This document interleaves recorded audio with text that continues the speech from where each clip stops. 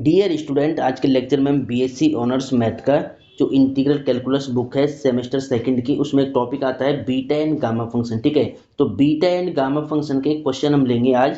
तो आपको ध्यान से देखना है, ये क्वेश्चन 2 मार्क्स में आता है। ठीक है, तो देखिए ध्यान से क्वेश्चन क्या कहता है, ध्यान से सुनिए।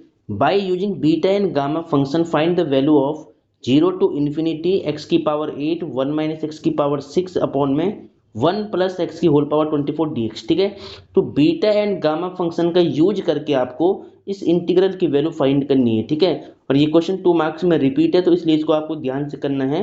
मैं जितने भी क्वेश्चन आपको समझाऊंगा वो सारे क्वेश्चन मोस्ट इंपॉर्टेंट होंगे और रिपीट होंगे। ठीक है, तो ध्यान देना इस बात पे। तो डियर स्टूडेंट, अब हम यहाँ पर सॉल्यूशन स्टार्ट कर रहे हैं, ध्यान से देखिए। तो first of all we have to write solution. ठीक है, अब इसकी वैल्यू आपको निकालना है। ठीक है, इस इंटीग्रल की वैल्यू आपको निकालना है। तो इसको मैं लेट करता हूँ आई के इक्वल, ये एक प्रकार का इंटीग्रल है, तो इसको मैं आई मान रहा हूँ, I for integration.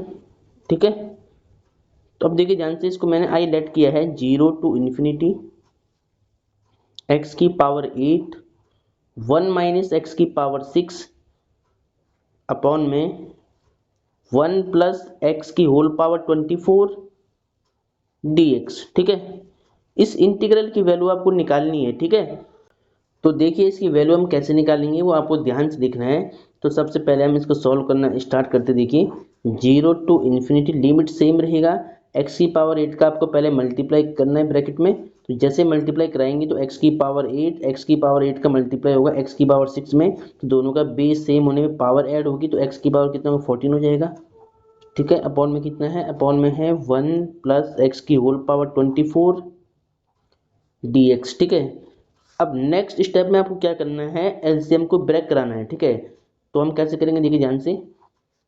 0 to infinity x की पावर 8 अपॉन में 1 प्लस एक्स की पावर 24 होल पावर है। ठीक है, ये क्या है, होल पावर है, ये ध्यान रखना है, और dx। और साथ ही हम क्या करेंगे, इंटीग्रेशन को भी सेपरेट करेंगे। ठीक है, अब बीच में माइनस है, इंटीग्रेशन 0 to infinity एक्स की पावर 14 है ऊपर। ठीक है, एक्स की पावर 14 है ऊपर, अपॉन में क्या है 1 प्लस एक्स की होल पावर 24 dx। ठीक है, तो मैंने क्या किया है, सबसे पहले मैंने x की पावर 8 का मल्टीप्लाई किया है, देन इसके बाद मैंने एलसीएम को ब्रेक किया है और लिमिट को सेपरेट किया है। ठीक है, तो अब ये दो इंटीग्रल क्वेश्चन बन गई है, इसको आपको सॉल्व करना है। ठीक है, अब हम इसको सॉल्व करते हैं, देखिए ध्यान से। तो डियर स्टूडेंट, कैसे सॉल्व करना है, सबसे पहले आपको देखिए एक फॉर्मूला मैंने लिखवाया था यहाँ पर। देखिए यहाँ पर और यहाँ पर सेम फॉर्म बनी है। कौन सी फॉर्म बनी है कि बीटा एम कॉमा एन का एक फॉर्मूला होता है, आपको याद होगा, मैंने पीछे समझाया था। 0 to infinity एक्स की पावर एम माइनस में 1 अपॉन में 1 प्लस एक्स की होल पावर एम प्लस में एन dx। ठीक है, तो ये फॉर्मूला होता है। तो ये वाला फॉर्मूला आपको यहाँ दोनों में यूज करना है। ठीक है, देखिए यहाँ पर x की पावर m माइनस 1 की फॉर्म में होती है और 1 प्लस एक्स की whole power m plus n की फॉर्म में होती है। तो आपको इस पावर को, यानी जो यहाँ पर 24 लिखा है नीचे, इसको आपको m प्लस n की फॉर्म में लिखना पड़ेगा, और ऊपर 8 को आपको लिखना पड़ेगा m माइनस 1 की फॉर्म में। ठीक है, तो हम क्या करेंगे, हम ये वाला फॉर्मूला यहाँ पर लगाएंगे। तो देखिए यहाँ पर क्या होता है कि 0 to infinity लिमिट सेम रहेगी, यहाँ पर m माइनस 1 होना चाहिए। ठीक है, तो हम क्या करेंगे, हम इस 8 को लिखेंगे 9 माइनस में 1, यानी m की वैल्यू यहाँ पर क्या होगी 9 हो गया। और नीचे देखिए 1 प्लस में x की होल पावर 24 है, और इसको लिखना है आपको m प्लस n की फॉर्म में।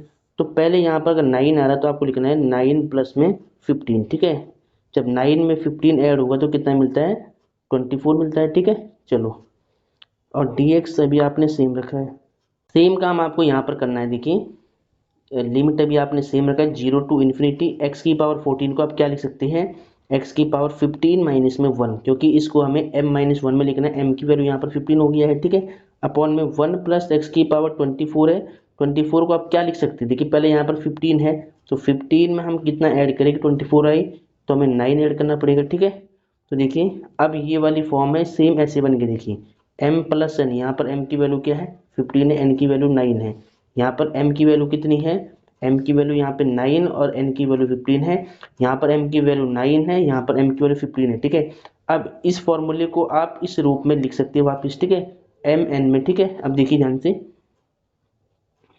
तो इसको हम लिख सकते हैं beta m comma n, m की वैल्यू क्या है, एम की वैल्यू 9 है और एन की वैल्यू क्या है 15 है, ठीक है। तो बीच में क्या है माइनस है। इसके बाद यहाँ पर देखिए, यहाँ पर एम प्लस एन है, यानी एम कॉमा एन की फॉर्म में लिखना है इसको, ठीक है। तो बीटा एम, एम की वैल्यू कितनी है 15 है और एन की वैल्यू 9 है। पहली वाली एम की वैल्यू होती है, बाद वाली एन की वैल्यू होती है, ठीक है। चलो अब देखिए बीटा 9,15 है, बीटा 15,9 है। तो आपको मालूम है, एक आपने पढ़ा होगा प्रॉपर्टी, सिमेट्रिक प्रॉपर्टी, ठीक है, यानी कि ना बाई सिमेट्रिक सिमेट्रिक प्रॉपर्टी। तो सिमेट्रिक प्रॉपर्टी क्या होती है वो देखिए ध्यान से पहले। तो सिमेट्रिक प्रॉपर्टी बोलती है कि beta m comma n equal होता है बीटा एन कॉमा एम, ठीक है। ये मैंने प्रूव कराया है, आपको याद होगा पीछे, आप अगर नहीं देखा आपने लेक्चर तो देख लेना, ठीक है। तो बीटा एम कॉमा एन क्या होता है, बीटा एन कॉमा एम के इक्वल होता है, ठीक है। तो यानी हम यहाँ पर क्या बोल सकते हैं, हम बोल सकते हैं कि बीटा 9,15 हमने सेम लिखा है। इसको हम क्या लिख सकते हैं, बीटा 9 को पहले 15 को बाद में लिख सकते हैं, ठीक है। अब देखिए दोनों सेम आ गया है, ठीक है, ठीक है। यहाँ पर देखिए ध्यान से, ये दोनों बिल्कुल सेम आ गया है, बीटा 9,15 बीटा 9,15। तो क्या होगा, बीटा 9,15 में से बीटा 9,15 आप माइनस करोगे तो पूरा जीरो हो जाएगा, कट जाएगा, ठीक है। तो इस पूरे इंटीग्रल की वैल्यू क्या आएगी, जीरो आएगी, ठीक है। देखिए ध्यान से, इस पूरे इंटीग्रल की वैल्यू कितनी आनी चाहिए, जीरो आनी चाहिए। वो मैंने यहाँ पे निकाल के आपको दिखा लिया है, ये आपका आंसर है। तो होपफुली ये क्वेश्चन आपको समझ में आया होगा। यूनिवर्सिटी एग्जाम में 2 मार्क्स में रिपीट है, इसको ध्यान से आप नोट करिए।